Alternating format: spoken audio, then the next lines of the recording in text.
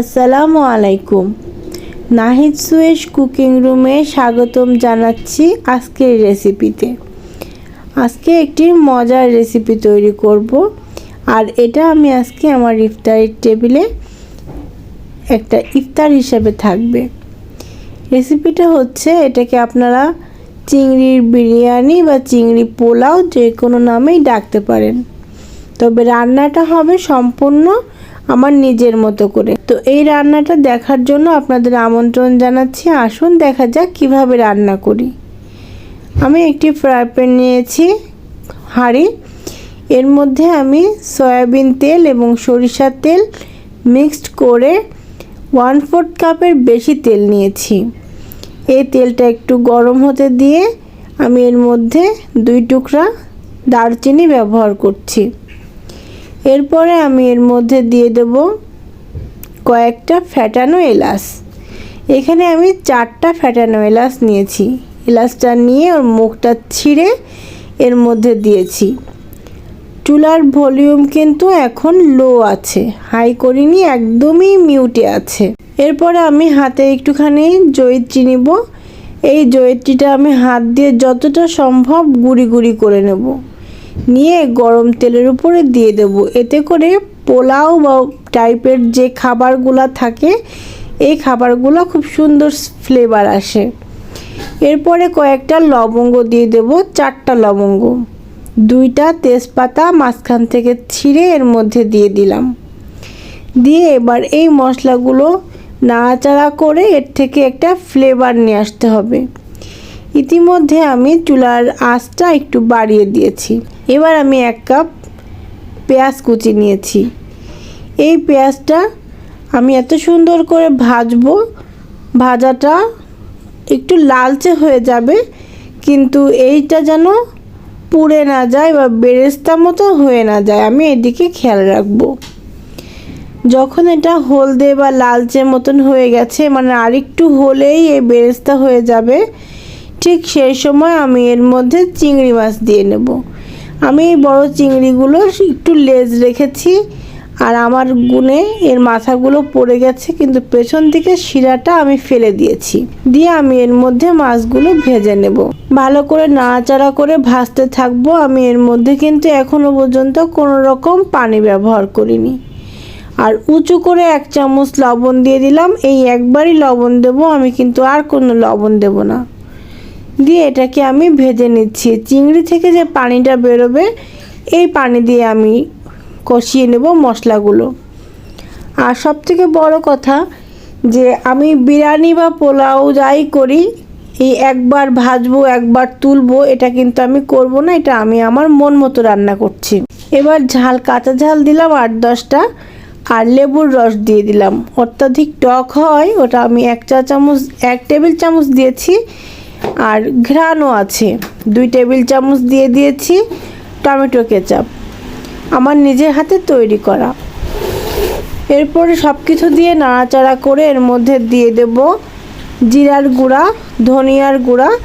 এগুলোও আমি নিজে হাতে করেছি, বাজার থেকে কেনা গুঁড়া না। এবার সবটা দিয়ে আমি আরও একটু নাড়াচাড়া করব। এখানে আমি লাল মরিচের ঝাল দিয়েছি বা গুঁড়া ঝাল দিয়েছি, এটা শুধুমাত্র টেস্ট এবং কালারের জন্য। আর ব্যবহার করেছি 1 টেবিল চামচ চিনি। এই চিনিটা এজন্য দেব, কেচাপ ব্যবহার করেছি, লেবুর রস ব্যবহার করেছি, চিনিটা দিলে একটু টেস্ট আসবে। এবার ভালো করে আমি এটাকে কষিয়ে নেব, মশলাটা যাতে পুড়ে না যায়, এজন্য চুলার আগুনের ভলিউমের দিকে লক্ষ্য রাখবেন। এবার সুন্দর করে নাড়াচাড়া করা হয়ে গেলে এটাকে আমি দিয়ে দেব আমার নিজে হাতে তৈরি করা গরম মশলা 1 চামচ পরিমাণে, দিয়ে আরও সুন্দর করে কষিয়ে নেব। আমি আগে থেকে 1.5 কাপ পরিমাণ চাল ধুয়ে পানি ঝরিয়ে রেখেছিলাম, ওটা ভেজা অবস্থায় ছিল আধা ঘন্টা। এই চালটাকে আমি সুন্দর করে ভেজে নেব। ভাজাটা যতটা ভালো হবে, পোলাও বা বিরিয়ানি ততটাই ঝরঝরে হবে। এজন্য ভাজাটা খুব ভালো হতে হবে। কড়াইয়ের গায়ে থেকে চালটা উঠে আসছে, তেল ছেড়ে দেওয়া মতো হচ্ছে এবং স্টিকি হয়ে যাবে, ততক্ষণ পর্যন্ত ভাজতে হবে। ভাজা চালে কিন্তু সবসময় পানি একটু বেশি লাগে এবং গরম পানি দিলে কিন্তু রান্নাটা খুব দ্রুত হয়ে যায়। এখানে আমি যে কাপে মেপে চাল নিয়েছি ঠিক সেই কাপ মেপে আমি 1.5 কাপ চালের জন্য 4 কাপ পানি দিচ্ছি। আমি আশা করছি এই পানিটাই আমার রান্নাটা হয়ে যাবে। এই 4 কাপ পানি দিয়ে আমি ভালো করে নেড়ে চেড়ে কিছুক্ষণের জন্য ঢেকে রাখবো। অন্ততপক্ষে 60% আমার রান্নাটা হয়ে আসবে, ঠিক সেই পর্যন্ত ঢাকনা দিয়ে আমি রান্নাটা করে নেব। পরে আমি ঢাকনাটা তুলে নেড়ে দেব যাতে তলায় লেগে না যায়।